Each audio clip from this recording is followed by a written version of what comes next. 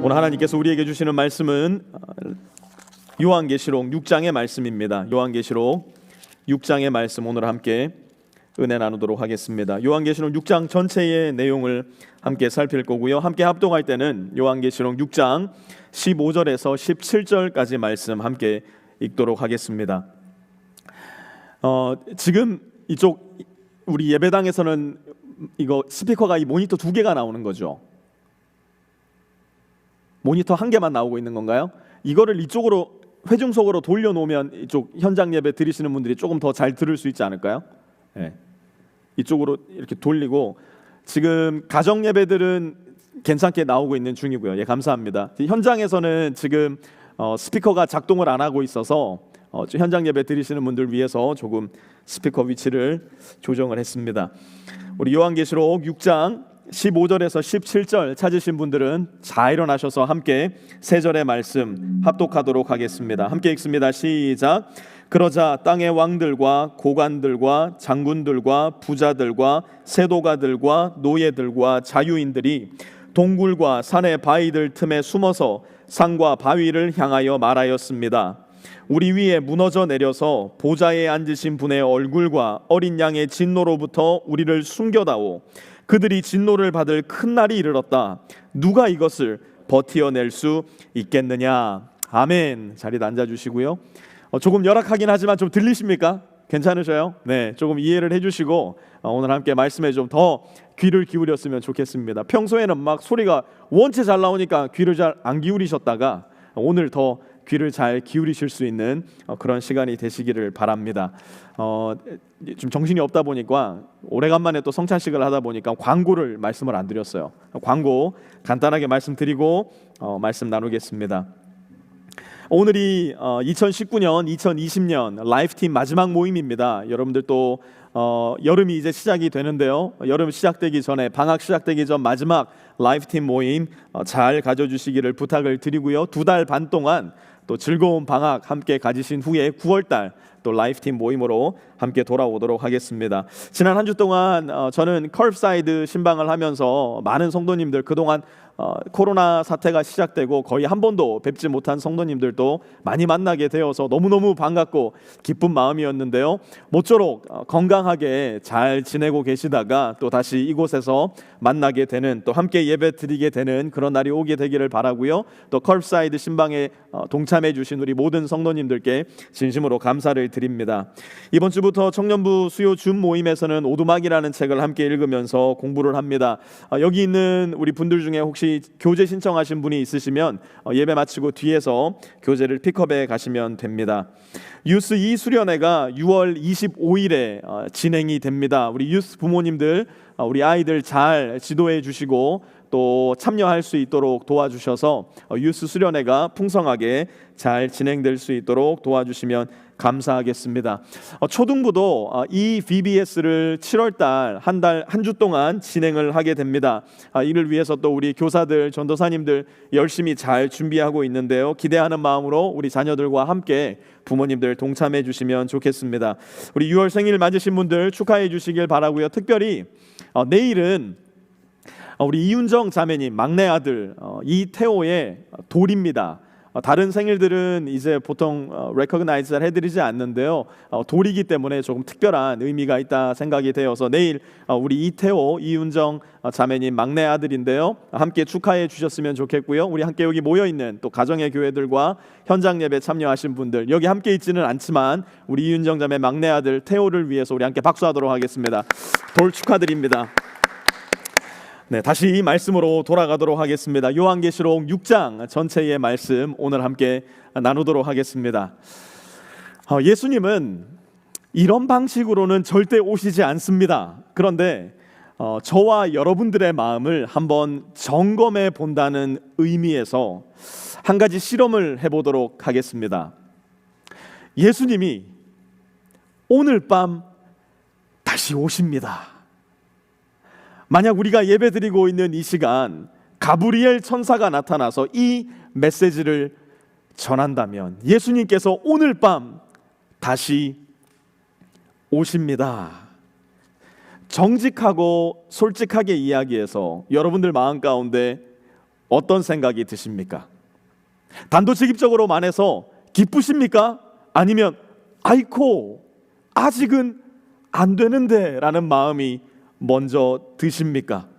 기대가 되십니까? 아니면 오늘 주님이 오신다면 나는 어떻게 될까 하는 두려운 마음이 먼저 떠오르십니까?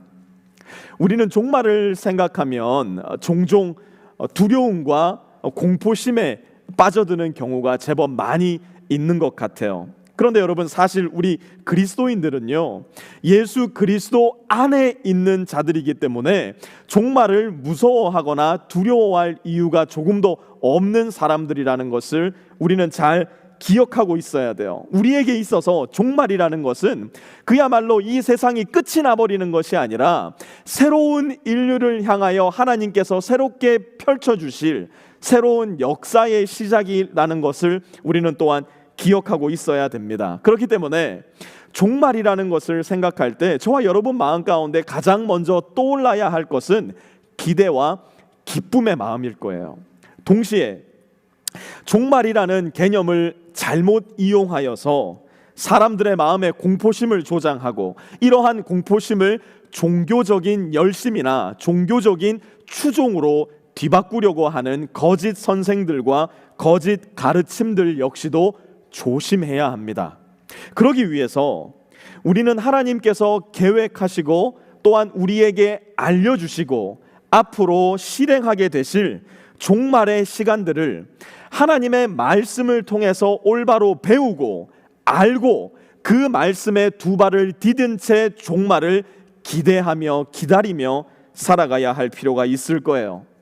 하나님의 역사는 하나님께서 미리 알려주신 예언이나 계시를 통해서 준비되고 또한 성취되고 또한 앞으로 이루어질 것이기 때문이에요. 그렇다면 우리가 흔히 종말이라고 말하는 예수님의 다시 오심 역시 하나님의 말씀 가운데서 분명하게 발견할 수 있는 것일까? 우리는 물어보아야 합니다. 대답은 물론입니다. 하나님의 말씀, 이미 구약 성경에서부터 예수님의 초림 2000년 전 오셨던 그 사건뿐만 아니라 예수님의 다시 오심, 재림에 대한 말씀도 대단히 많이 포함되어 있다는 것을 우리는 기억하고 있어야 돼요. 그 중에 가장 대표적인 말씀, 가장 명백한 말씀 한 가지를 꼽으라고 한다면 다니엘 9장의 말씀을 저는 꼽고 싶어요. 이제 앞으로 살펴볼 요한계시록 6장에서부터 18장까지 펼쳐질 대환란의 내용을 조금 더 자세히 이해하기 위해서는 이 다니엘 9장의 말씀을 살펴보는 것이 대단히 큰 도움이 된다고 생각을 합니다. 그래서 오늘은 다니엘서 9장 말씀을 먼저 잠깐 살펴본 후에 우리의 본문인 요한계시록 6장으로 돌아오도록 하겠습니다. 다니엘 9장 1절에서 2절 함께 보겠습니다. 메대 족속 아하수에로의 아들 다리우스가 바벨로니아 나라의 왕이 된 첫 해, 곧 그가 통치한 첫 해에 나 다니엘은 거룩한 책들을 공부하면서 주님께서 예레미야 예언자에게 하신 말씀, 곧 예루살렘이 70년 동안 황폐한 상태로 있을 것을 생각하여 보았다. 다니엘이 거룩한 책들, 곧 구약 성경, 특별히 예레미야가 작성한 예레미야 선지서를 공부하다가 바벨론에 의해서 완전히 멸망한 예루살렘이 70년이라는 기한을 채우고 나면 하나님께서 다시 회복시켜 주시는 역사가 일어난다는 것을 알게 되었어요. 다니엘이 가만히 앉아서 시간을 1년, 2년, 3년 계산해 보니까 옳다구나, 이미 70년의 시간이 다 채워졌구나라는 것을 알게 되었어요. 그래서 그는 이렇게 합니다. 응답을 들으려고 나는 금식을 하면서 베옷을 걸치고 재를 깔고 앉아서 하나님께 기도를 드리면서 간구하였다. 하나님, 이제 70년이라는 시간이 다 지났는데 저는 어떻게 해야 합니까?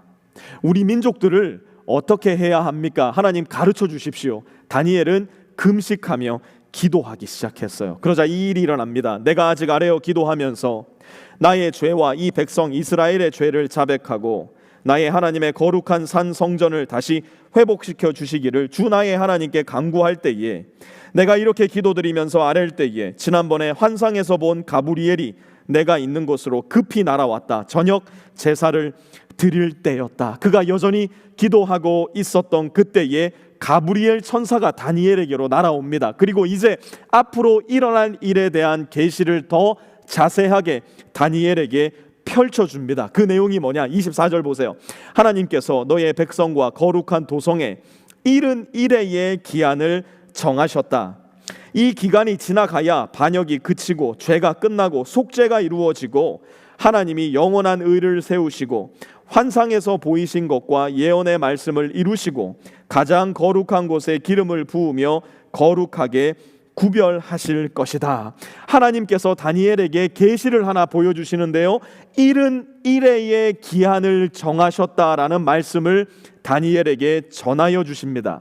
이게 도대체 무슨 말일까? 71회라는 것이 도대체 무슨 뜻일까? 한 절만 더 살펴보고 71회에 대해서 이야기해 보도록 하겠습니다. 25절도 보세요. 그러므로 너는 다음과 같은 사실을 깨달아 알아야 한다. 예루살렘을 보수하고 재건하라는 말씀이 내린 때로부터 기름을 부어서 세운 왕이 오기까지는 7일회가 지나갈 것이다.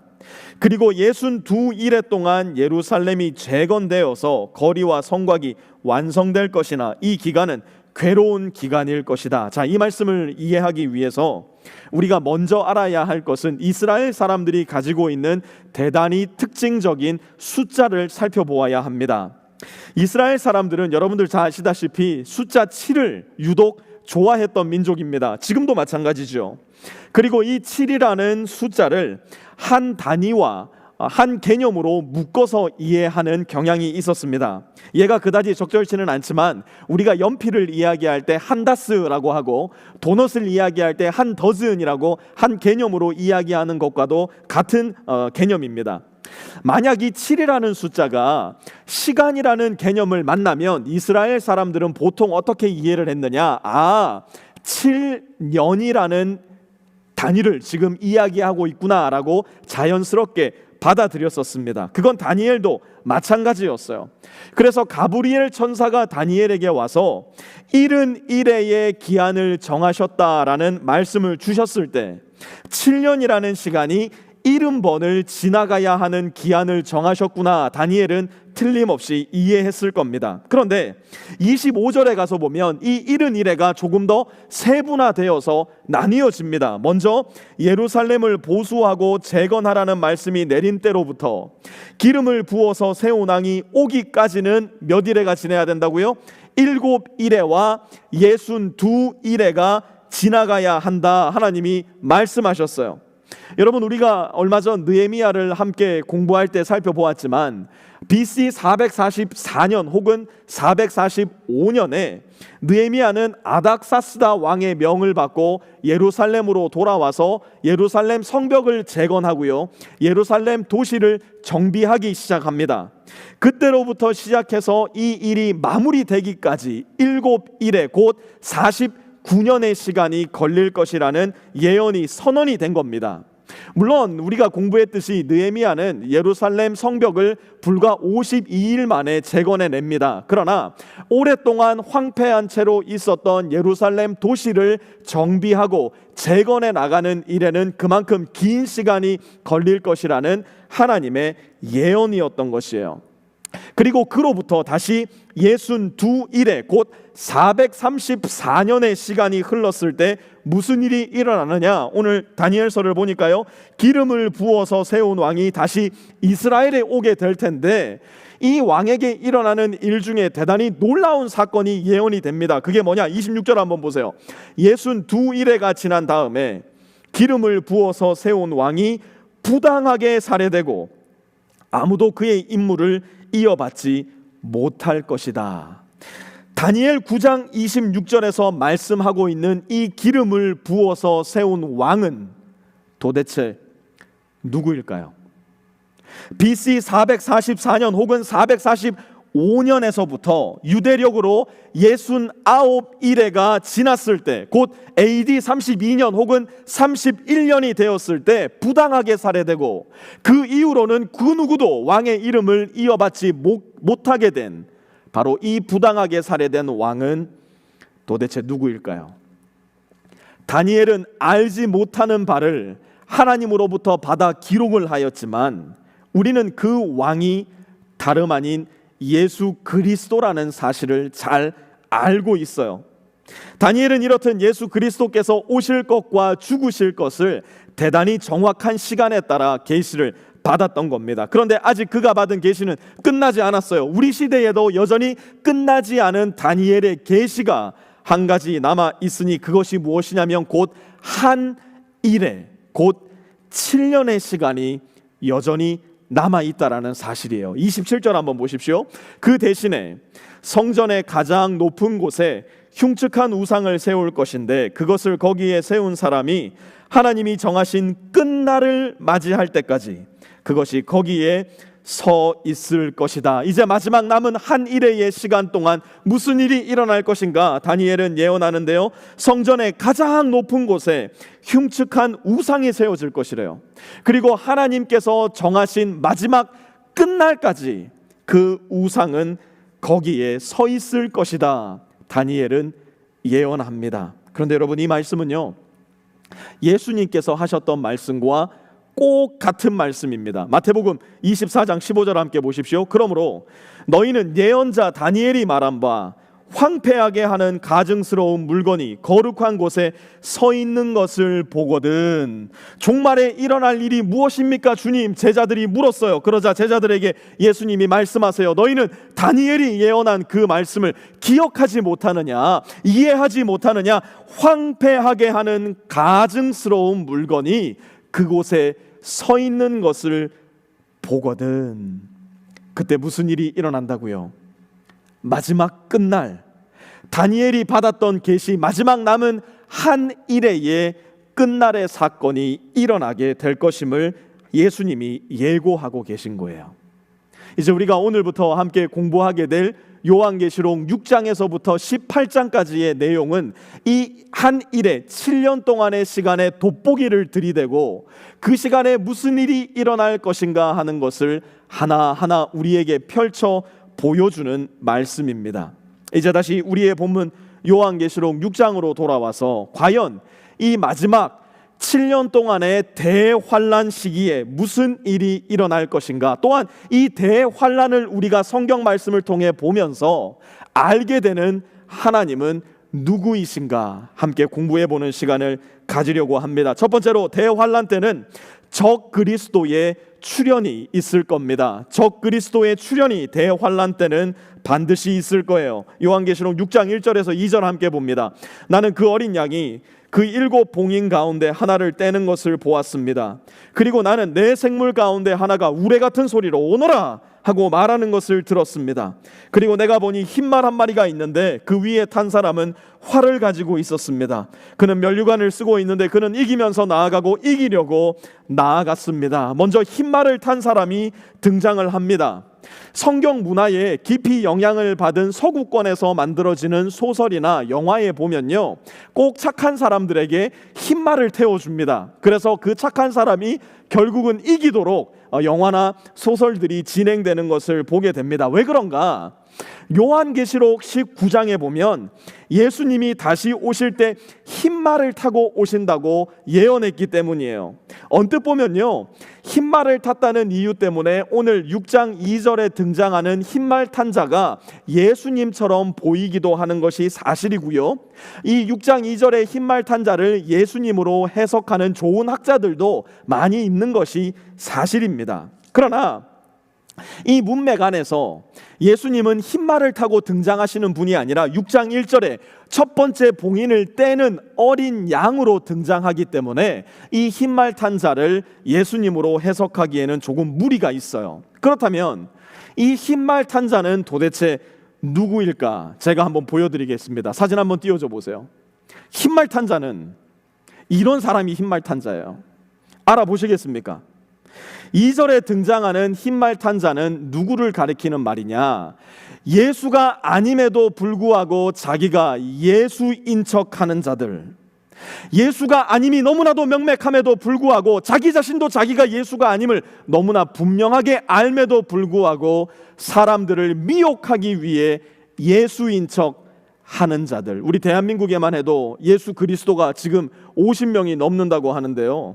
예수인 척하는 사람들, 사람들을 미혹하는 자들이죠. 흰말을 타고 마치 자기가 예수님이 된 양 여러 사람들의 마음을 어지럽히는 사람들. 여러분, 예수님이 오시면요, 예수님이 오심을 우리는 신자건 불신자건 그 자리에서 즉각적으로 알게 될 거예요.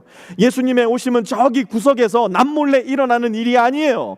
예수님은 베들레헴 마구간에서 태어나셨지만 다시 오시는 그날에는 더 이상 그 시골 마을에서 태어나는 것이 아니라 이렇게 다시 오실 것이라고 예수님 자신이 직접 말씀해 주셨어요. 예수님 말씀을 한번 들어보세요.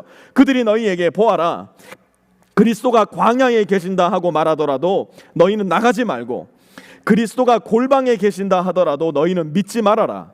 번개가 동쪽에서 나서 서쪽에까지 번쩍이듯이 인자가 오는 것도 그러할 것이다. 그러므로 사랑하는 성도 여러분, 여기에 메시아가 있다, 저기에 구원자가 있다, 절대 미혹되지 마세요.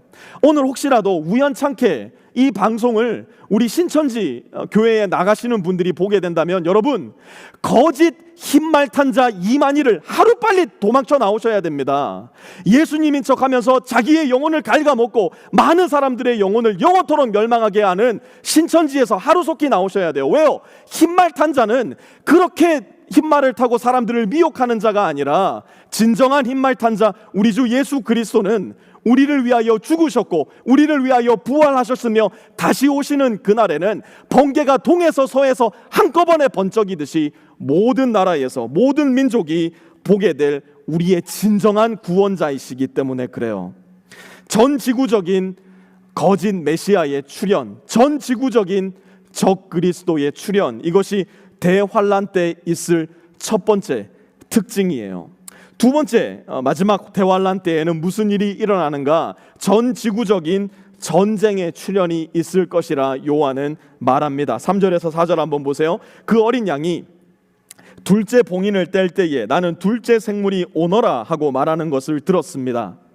그때에 불빛과 같은 다른 말 한 마리가 뛰어나오는데 그 위에 탄 사람은 사람들이 서로 죽이는 일이 벌어지도록 땅에서 평화를 없애는 권세를 받아서 가졌습니다. 또 큰 칼을 받아서 가지고 있었습니다. 불빛과 같은 다른 말 한 마리를 개역 개정에서는 붉은 말이라고 번역을 했습니다. 붉은 말이 상징하는 것은 무엇일까요? 불빛을 상징하기도 하고요, 핏빛을 상징하기도 하는 것이 바로 붉은 말입니다. 이 자가 나와서 하는 일이 뭐래요? 사람들이 서로 죽이는 일이 벌어지도록 땅에서 평화를 없애는 권세를 받았대요. 서로 싸우게 만드는 거예요. 이것은 우리 옆집 아저씨와 내가 다투는 그런 싸움이 아니에요. 우리 이웃집 아주머니와 내가 말다툼하는 그런 싸움이 아니에요. 나라와 나라가, 민족과 민족이 서로를 향하여 칼을 들고 서로를 향하여 목숨을 위협하고 서로를 향하여 나라를 빼앗으며 피를 흘리는 전쟁이 일어나게 될 것을 요한은 예고하고 있는 겁니다. 대환란 때 벌어질 두 번째 사건은 바로 전 지구적인 전쟁의 출현입니다. 세 번째로 대환란의 기간에는 기근의 출현이 있을 겁니다. 5절에서 6절 함께 볼게요. 그 어린 양이 셋째 봉인을 뗄 때에 나는 셋째 생물이 오너라 하고 말하는 것을 들었습니다. 그리고 내가 보니 검은 말 한 마리가 있는데 그 위에 탄 사람은 손에 저울을 들고 있었습니다. 그리고 내 생물 가운데서 나오는 듯한 음성이 들려왔는데 밀 한 되도 하루 품삯이요 보리 석 되도 하루 품삯이다. 올리브 기름과 포도주에는 해를 끼치지 말아라 하고 말하였습니다. 이번에는 검은 말 탄 자가 등장합니다. 그런데 이 사람이 등장하자마자 어떤 일이 일어나느냐? 밀 한 되도 하루 품삯이고 보리 석 되도 하루 품삯이 되고 말았대요. 우리는 밀도 잘 먹지 않고 보리도 잘 먹지 않아서 이게 어느 정도 되는 양인지 잘 모르지 않습니까? 간단하게 이야기하면 이거예요. 아빠가 하루 종일 나가서 일하고 돌아왔는데 가지고 올 수 있는 식량이 뭐냐면 밀 한 대와 보리 석 대래요. 밀 한 대와 보리 석 대는 한 사람의 성인이 단 한 끼만을 먹을 수 있는 분량이라고 합니다. 오로지 한 사람이 입에 풀칠할 만큼의 식량을 아빠가 하루 종일 밖에 나가 일해도 구할 수가 없다라는 거예요. 이걸 오늘날의 경제 용어로 말하면 인플레이션이라고 이야기할 수 있습니다. 기근이나 전쟁이 일어났기 때문에 어디에 가도 식량을 구할 수가 없는 거예요. 그러니 식량의 가격이 어떻게 돼요? 너무나 천정부지로 치솟아서 아무리 하루 종일 뼈 빠지게 일을 한들 겨우 내가 한 끼 먹을 수 있는 식량밖에는 구할 수 없게 되더라는 겁니다. 요즘 우리는 이걸 아주 살짝 경험하고 있지 않습니까? 아주 살짝, 정말 미안하다고 할 만큼 아주 살짝이긴 하지만요. 코스코에 가면 제가 제일 좋아하는 게 뭐냐면 이렇게 고기 구경하는 거예요. 사지도 않는데 사실은 이렇게 그냥 가만히 보는 것만으로도 막 가슴이 설레고 기분이 좋아지는 게 코스코 고기입니다. 지난주에 저희 딸이 스테이크가 먹고 싶다 그래서 큰 마음을 먹고 스테이크를 사러 제가 코스코에 가지 않았겠습니까? 그런데 고기 값을 보고 깜짝 놀랐어요. 적어도 제가 생각할 때는 한 30-40% 정도는 소고기 가격이 올라간 것 같더라고요. 그래서 소고기 안 사가고 과일 사갔습니다. 고기 안 먹어도 우리는 괜찮잖아요. 고기 안 먹어도 과일 먹으면 되고요, 빵 먹으면 되고요, 카레해서 먹으면 되고요. 오히려 더 좋아요. 먹을 게 우리는 굉장히 많아요. 그런데 대환란이 시작되면 아이고 고기 없으면 야채 먹으면 되죠, 야채 없으면 빵 먹으면 되죠, 빵 없으면 이거 먹으면 되죠. 그런 게 아니라는 거예요. 고기도 없어요, 야채도 없어요, 빵도 없어요. 뭘 구하고 싶어도 구하지 못하는 전 지구적인 기근의 출현, 대환란 중에 일어날 일이라는 겁니다. 이어서 네 번째로 대환란 중에는 대규모의 죽음이 출현합니다. 7절에서 8절 함께 보십시오. 그 어린 양이 넷째 봉인을 뗄 때에 나는 이 넷째 생물이 오너라 하고 말하는 것을 들었습니다. 그리고 내가 보니 청황색 말 한 마리가 있는데 그 위에 탄 사람의 이름은 사망이고 지옥이 그를 뒤따르고 있었습니다.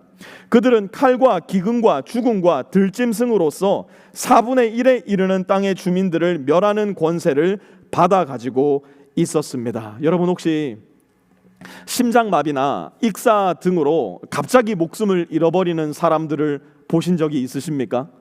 갑자기 얼굴과 몸에서 핏기가 완전히 빠져버리는 현상을 보신 적이 있으세요? 그때 몸에서 나타나는 색깔이 이 청황색 색깔이에요. 완전히 핏기가 사라져버린 색깔의 말을 탄 자, 이 사람이 등장하자 무슨 일이 일어났대요? 전 지구에서 4분의 1에 이르는 땅의 주민들이 죽는 일이 일어난 거예요.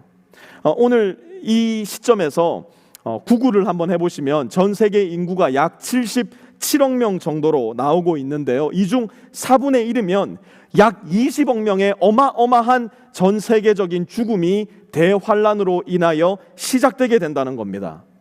14세기 유럽에서 유행했던 흑사병이 요즘 자꾸만 회자되고 있지 않습니까? 오늘날처럼 정확한 의료 일지를 남기지를 않았기 때문에 확실한 사망자 숫자를 알 수는 없지만 그 당시 유럽 전체 인구의 적게 잡으면 30%, 많게 잡으면 60%의 사람이 죽었다고 흑사병은 기록하고 있어요. 그리고 14세기에 일어났던 이 어마어마한 전염병으로 인해 죽은 사람의 인구를 회복하기까지 걸렸던 시간은 무려 300년이 걸렸다라고 합니다. 오늘날 우리는 코로나로 인해서 팬데믹을 겪고 있기 때문에 이 말씀이 결코 허투루 들리지는 않을 거예요. 어떤 방법으로인지는 우리는 알 수 없지만 마지막 대환란 시기에 일어나게 될 일, 그것은 전 지구적인 죽음의 출현이라는 것입니다. 다섯 번째로 대환란 중 일어날 일은 대박해의 출현이에요. 9절에서 10절 함께 보도록 하겠습니다. 그 어린 양이 다섯째 봉인을 뗄 때에 나는 제단 아래에서 하나님의 말씀 때문에 또 그들이 말한 증언 때문에 죽임을 당한 사람들의 영혼을 보았습니다. 그들은 큰 소리로 부르짖었습니다. 거룩하시고 참되신 지배자님, 우리가 얼마나 더 오래 기다려야 지배자님께서 땅 위에 사는 자들을 심판하시어 우리가 흘린 피의 원한을 풀어주시겠습니까? 요한은 네 마리의 말과 그 위에 탄 사람의 환상을 본 후 어린 양 예수께서 다섯째 봉인을 뗄 때의 이전과는 조금 다른 장면이 일어나는 것을 발견하게 됩니다. 하나님 나라의 제단 아래에서 하나님의 말씀 때문에 그 말씀에 순종하다가 죽임당한 순교자들의 영혼을 본 거예요. 그들은 7년 대환란 중 더 극심하게 일어날 대박해의 광경을 목격한 후 하나님께 이렇게 묻습니다. How long, God? 얼마나 우리가 더 오래 기다려야 하겠습니까? 언제 이 박해를 끝내주시렵니까? 그러자 하나님 이렇게 대답하셔요. 그들은 그들과 같은 동료 종들과 그들의 형제 자매들 가운데서 그들과 같이 죽임을 당하기로 되어 있는 사람의 수가 차기까지 아직도 더 쉬어야 한다는 말씀을 들었습니다. 하나님은 하나님께서 계획하신 구원받을 사람의 숫자가 완전하게 차기까지, 하나님이 결정하신 하나님의 자녀로 삼고자 하는 사람의 숫자가 완전히 그분께로 돌아오기까지 인류의 종말을 보류하신다는 이야기입니다. 그리고 그 기간 동안 하나님을 믿고 따르는 사람들이 받을 박해는 아마 이곳과 저곳에서 계속될 거예요. 오늘날 저와 여러분은 소위 박해 청정구역에서 살고 있습니다. 우리 조국 대한민국도 그렇고요, 이곳 미국에서도 그렇고요. 기독교 박해는 사실 찾아보기가 그다지 쉽지가 않은 상황입니다. 그러다 보니 기독교 박해라는 말을 들으면 왠지 먼 옛날 역사의 한 조각 같은 생각이 들고요, 기독교 박해라고 하면 나와는 전혀 상관없는 이야기지라는 생각이 드는 것도 사실입니다. 그리고 이러한 생각, 우리는 더 이상 박해받지 않을 거야, 예수 믿는 사람이면 복받고 건강하고 잘 먹고 잘 살아야지, 이러한 잘못된 말씀에 기초한 잘못된 믿음은 우리로 하여금 당연히 믿음으로 감당해야 할 박해를 피해가도록 만들기도 하는 것 같아요. 그러나 사랑하는 빛의 교회 성도 여러분, 잘 들으시기 바랍니다. 여전히 이 시대에도, 여전히 이 나라에도, 그리고 우리 조국 대한민국에도 하나님의 말씀을 믿고 하나님의 말씀을 따르기 때문에 우리들이 감당해야 할 박해가 여전히 남아 있어요. 나의 가정과 나의 직장에서, 또한 나의 기업을 운영하면서도 하나님의 말씀에 의지해서 크고 작은 결정들을 순종함으로 담대하게 내리게 될 때, 때로는 우리는 재정의 박해를 겪게 될지도 몰라요. 때로는 우리 관계의 박해를 받게 될지도 모르고요, 때로는 내 지위의 박해를, 더 나아가서 어쩌면 우리가 살아가는 이 세대 안에, 미국 땅 안에서, 한국 땅 안에서 예수를 믿는다는 고백 때문에 저와 여러분의 목숨을 위협당하는 생명의 박해까지 받게 될지도 몰라요. 이 사실을 잘 알고 있었던 사도 바울은 이렇게 말합니다. 그러므로 그대는 우리 주님에 대하여 증언하는 일이나 주님을 위하여 갇힌 몸이 된 나를 부끄러워하지 말고 하나님의 능력을 힘입어, 같이 읽습니다. 시작. 복음을 위하여 고난을 함께 겪으십시오. 그러므로 나는 이런 고난을 당하면서도 부끄러워하지 않습니다. 나는 내가 믿어온 분을 잘 알고 또 내가 맡은 것을 그분이 그날까지 지켜주실 수 있음을 확신합니다. 10년도 더 된 일인데요, 어떤 한 선교사님을 만나서 나누었던 대화가 기억이 납니다. 제가 학교 다닐 때 뵙게 된 선교사님이셨는데요, 한인 학생들을 찾아오셔서 귀한 간증도 많이 해주시고 또 그분의 안식년을 달라스에서 보내시는 동안 이런저런 학생들과도 많은 교제를 나누셨어요. 그런데 이분이 안식년이 아직 6개월 이상이 남아있는데 선교지로 돌아가기로 결정을 하셨다고 이야기하면서 호련히 선교지로 돌아가 버리셨어요. 돌아가시기 전 학생이었던 저희가 선교사님께 여쭈었습니다. 아니 선교사님, 조금 더 쉬시고 몸도 좀 회복하시고 여기저기 좋은 데도 좀 다니시면서 회복 후에 돌아가시는 게 좋지 않겠습니까? 라고 우리가 질문했었어요. 그때 이 선교사님이 하셨던 대답이 제 마음속에는 너무 충격적으로 와서 박혀 있어요. 지금도 그 말씀이 여전히 생생히 기억이 나는데요, 물론 정확한 인용은 아니겠지만 그분이 이런 식으로 말씀을 하셨어요. 제가 선교하는 나라는 불편하고 불안하고 기독교 박해가 매우 일상적인 곳입니다. 이곳 미국은 너무너무 편안하고 안정적이고 기독교 박해가 일절 없는 곳입니다.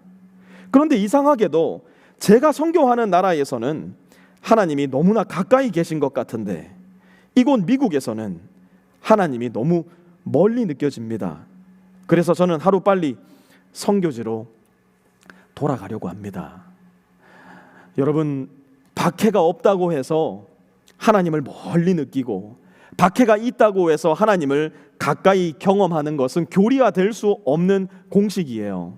그러나 분명한 것 한 가지는 편안함 가운데 하나님을 잊기는 너무너무 쉬워도 하나님의 말씀에 순종함으로 인하여 겪는 박해 가운데 있을 때 하나님을 잊어버리기는 대단히 어려울 것이라는 사실이에요. 우리가 하나님을 믿는다면 우리가 우리를 구원하신 예수 그리스도의 복음의 능력을 붙잡기로 결단했다면 그거 하나면 충분해요. 여기에 다리 하나 걸치고 저기에 다리 하나 걸쳐서 이것도 아니고 저것도 아닌 하나님이 보실 때는 Who are you? 이런 존재로 살 것이 아니라 또 약삽하고 비열한 신앙의 태도를 가지고 이 세상을 살아갈 것이 아니라 우리가 말씀에서 함께 공부하고 있는 것처럼 만약 믿음으로 말미암아 고난을 받아야 된다면 기꺼이 기쁨으로 담대함으로 감사함으로 받을 수 있는 저와 여러분 되실 수 있기를 바라요. 대환란 때 일어날 5번째 특징, 그것은 바로 전지구적인 대박해입니다. 마지막 6번째 대환란의 징조는 자연재해의 출현입니다. 자연재해의 출현. 12절에서 14절 함께 봅니다. 그 어린 양이 6째 봉인을 뗄 때에 나는 큰 지진이 일어나는 것을 보았습니다. 그리고 해는 검은 머리털로 짠 청과 같이 검게 되고 달은 온통 피와 같이 되고 하늘의 별들은 무화과 나무가 거센 바람에 흔들려서 설익은 열매가 떨어지듯이 떨어졌습니다. 하늘은 두루마기가 말리듯이 사라지고 모든 산과 섬은 제자리에서 옮겨졌습니다. 어린 양 대신 예수 그리스도께서 6번째 봉인을 떼시자 큰 지진이 일어납니다. 해와 달과 별들이 이전의 모습을 잃어버리고 괴기스럽고 공포스러운 모습으로 변해버리고 맙니다. 하늘은 사라지고 모든 산과 섬이 제자리를 잃어버리고 말아요. 그러자 무슨 일이 일어나는가? 그러자 땅의 왕들과 고관들과 장군들과 부자들과 세도가들과 노예들과 자유인들이 동굴과 산의 바위들 틈에 숨어서 산과 바위를 향하여 말하였습니다. 여러분, 지난 2019년 8월 7일자 CNN 인터넷 신문에서 이런 제목의 기사를 냈어요. Billionaire Bunkers: How the 1% are preparing for the apocalypse.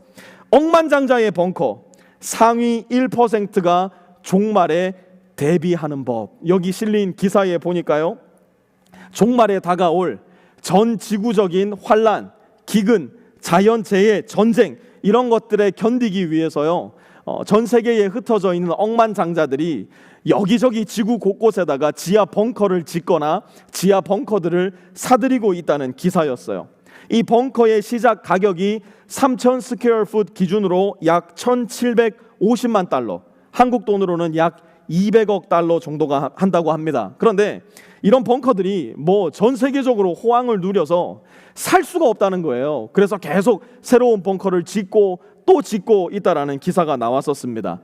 아마 모르긴 몰라도 오늘날 이처럼 코로나 시기를 겪고 있는 지금 아마 이런 벙커 시장은 더 호황을 누리고 있지 않을까 생각이 됩니다. 그런데 여러분, 뭐 우리 중에는 솔직하게 이야기해가지고 뭐 이런 벙커 돈 주고 살 수 있는 분도 없겠지만 혹시라도 이렇게 뒷주머니에다가 이 정도 돈 꼬불쳐 놓고 나도 이 벙커를 하나 사야 되겠다 싶으신 분들 헛수고하지 말고 그냥 그 돈 저한테 주십시오. 제가 멋지게 그 돈 써드릴 수 있습니다. 벙커 사봐야 아무 소용이 없습니다. 왜냐? 땅의 왕들과 고관들과 세도가들, 곧 1%에 들어가는, 상위 1%에 들어가는 사람들이 하는 말을 한번 들어보세요. 우리 위에 무너져 내려서 보좌에 앉으신 분의 얼굴과 어린 양의 진노로부터 우리를 숨겨다오. 그들이 진노를 받을 큰 날이 이르렀다. 누가 이것을 버티어낼 수 있겠느냐? 하나님의 진노가 마침내 이 땅에 임하게 되는 그날, 다니엘이 예언을 받았던 한 일의 마지막 7년의 대환란이 시작되는 그날, 벙커가 아니라 벙커 할아버지에 숨어 있다고 해도 하나님의 진노로부터 보호받을 수 있는 사람, 장소, 그 어디에도 없다는 것을 오늘 본문은 우리에게 보여주고 있어요. 그러나 사랑하는 빛의 교회 성도 여러분, 잘 기억하시기 바라요. 이 말씀은, 이 재앙은, 이 환란은 하나님께서 저와 여러분을 죽여버리시려고 준비하신 것이 아니라 저와 여러분을 하나님께로 이끄시기 위해서 지금 우리에게 보내신 사랑의 초청장이라는 것을 우리는 잘 기억해야 됩니다. 누가 이 환난과 재앙을 버티어낼 수 있겠느냐? 오늘 본문에서처럼 저와 여러분에게 누군가 와서 이 질문을 던진다면 저와 여러분은 두 손을 번쩍 들고 저요! 제가 이 재앙과 환난으로부터 버티어낼 수 있습니다. 그러면 묻겠죠. 아니, 어떻게 당신이 그 재앙에 버티어낼 수 있단 말입니까? 어떻게 이 환난을 버티어낼 수 있단 말입니까? 다시 우리에게 재차 질문한다면 예수님을 믿어 구원받은 저와 여러분은 이 말씀으로 이렇게 대답할 수 있어야 돼요. 로마서 8장 35절에서 39절, 우리가 대환난을 이겨내고 버티어낼 수 있는 방법, 우리 함께 큰 목소리로 고백해 보도록 하겠습니다. 시작. 누가 우리를 그리스도의 사랑에서 끊을 수 있겠습니까? 환난입니까? 공고입니까? 박해입니까? 굶주림입니까? 헐벗음입니까? 위협입니까? 또는 칼입니까? 성경에 기록한 바 우리는 종일 주님을 위하여 죽임을 당합니다. 우리는 도살당할 양과 같이 여김을 받았습니다 한 것과 같습니다. 그러나 우리는 이 모든 일에서 우리를 사랑하여 주신 그분을 힘입어서 이기고도 남습니다. 나는 확신합니다. 죽음도 삶도 천사들도 권세자들도 현재 일도 장래 일도 능력도 높음도 깊음도 그 밖에 어떤 피조물도 우리를 우리 주 예수 그리스도 안에 있는 하나님의 사랑에서 끊을 수 없습니다. 우리 모든 현장 예배 참석하신 분들과 모든 가정의 교회들, 이 말씀에 아멘 하실 수 있는 분들은 아멘 합시다. 아멘. 우리를 위해 이 땅에 오신 하나님의 어린 양 예수 그리스도를 나를 위하여 대신 죽으시고 나를 위하여 다시 부활하신 구세주요 주님으로 믿고 영접했다면 죽음도 삶도 전 지구적인 사망과 자연재해도 우리를 하나님으로부터 끊어놓을 수 없게 된다는 사실이에요. 이것은 저와 여러분의 능력이나 공로나 열심 때문이 아니에요. 오직 어린 양 대신 우리 주 예수 그리스도의 십자가 죽으심과 부활하심이 그분을 믿음으로 말미암아 저와 여러분의 죽음과 부활이 되었다는 사실입니다. 하나님을 아버지라 부를 수 없었던 저와 여러분이 예수님을 믿음으로 말미암아 마치 예수님이 하나님을 아버지라 부르듯 우리도 하나님을 아버지라 부를 수 있게 되었고, 결코 하나님 나라에 갈 수 없었던 저와 여러분이 예수님을 믿음으로 말미암아 마치 예수님과 같이 하나님 나라로 들어갈 수 있게 된 것이에요. 누구 때문에요? 바로 우리 주 예수 그리스도 그분의 은혜 때문에. 코로나로 인해서 아이들과 함께 집에 있는 시간이 늘어나면서 아이들과 엄마 사이에 오가는 대화들을 종종 듣게 됩니다. 너 지금 이거 안 하면 진짜 엄마한테 혼나. 엄마의 위협이 들려요. 그리고 이어서 엄마는 이렇게 말합니다. 셋을 동안 일로 와. 하나, 둘. 그러면 저쪽 건너방에서 듣고 있는 저도 함께 숫자를 셉니다. 그렇지, 이제 셋과 함께 회초리와 맴매가 나와야지. 그런데 늘 셋으로 바로 가지 않아요. 둘의 반, 둘의 반의 반, 둘의 반의 반의 반. 엄마의 목소리가 작아져요. 저쪽 방에서 듣고 있는 저는 그런 마음이 들어요. 그만하고 맴매 한번 하지 그래. 오늘 본문 말씀을 묵상하며 공부하다 보니 이 요한계시록에 등장하는 하나님이 꼭 그런 마음이 아니실까 싶어요. 너 지금 하나님 아버지 나에게 안 오면 안 된다. 내가 딱 셋만 셀게. 그때까지 나한테 와야 돼. 하나, 둘, 둘의 반, 둘의 반의 반. 이제 와야지. 말 한 마리를 보내셔요. 두 번째 말을 보내셔요. 세 번째 말을 보내셔요. 하나님께서 단번에 심판하실 수 있는 능력과 권위가 있으시지만 한 사람이라도 하나님께 더 돌아오기를 바라는 마음에 여전히 둘의 반, 둘의 반의 반을 세고 계시는 하나님의 모습을 요한계시록에서 저는 거듭 발견하게 됩니다. 하나님을 심판자로 만나지 말고 아버지로 만나야 된다고.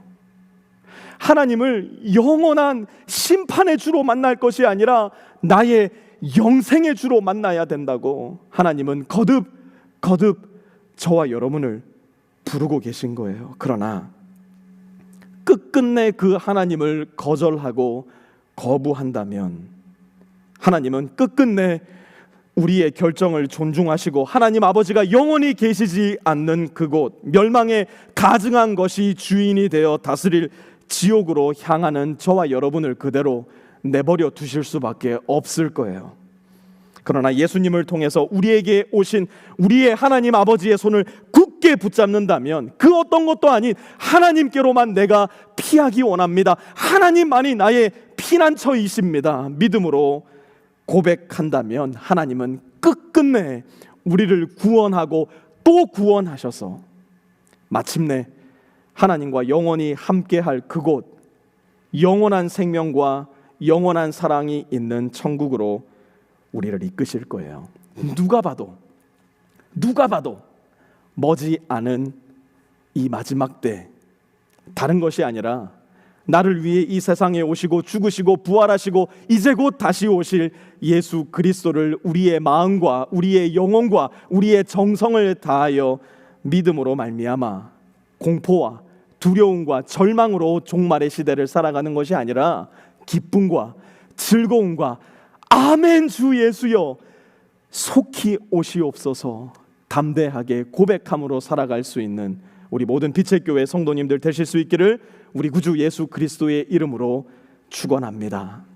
하나님, 오늘 요한계시록 6장 말씀을 통해서 여전히 우리를 기다리시고 여전히 우리를 오라 초청하시는 하나님의 사랑의 목소리를 듣게 됩니다. 이 마지막 때에 예비하시고 준비하신 모든 환난의 시간들이 결국은 한 사람이라도 더 하나님 앞으로 이끌기 위한 하나님의 사랑의 초청장이 됨을 오늘 말씀을 통하여 다시 한번 배우게 되었습니다. 하나님, 더 늦기 전에 그래서 더 이상 기회가 없어 하나님을 나의 아버지로 받아들일 수 있는 시간이 다 지나가 버리기 전에 우리를 사랑하셔서 자기 자신을 버리시고 자기 자신을 위해 우리를 위해 자기 자신을 내어주신 그 하나님을 믿음으로 영접함으로 말미암아 하나님을 심판주로 만나는 것이 아니라 나의 아버지로 영생의 주로 만나는 가장 크고 아름다운 복을 누리는 우리 모든 빛의 교회 성도들 될 수 있도록 주님 은혜 베풀어 주시옵소서. 감사드리며 예수 그리스도의 이름으로 간절히 기도드려 싸움나이다. 아멘.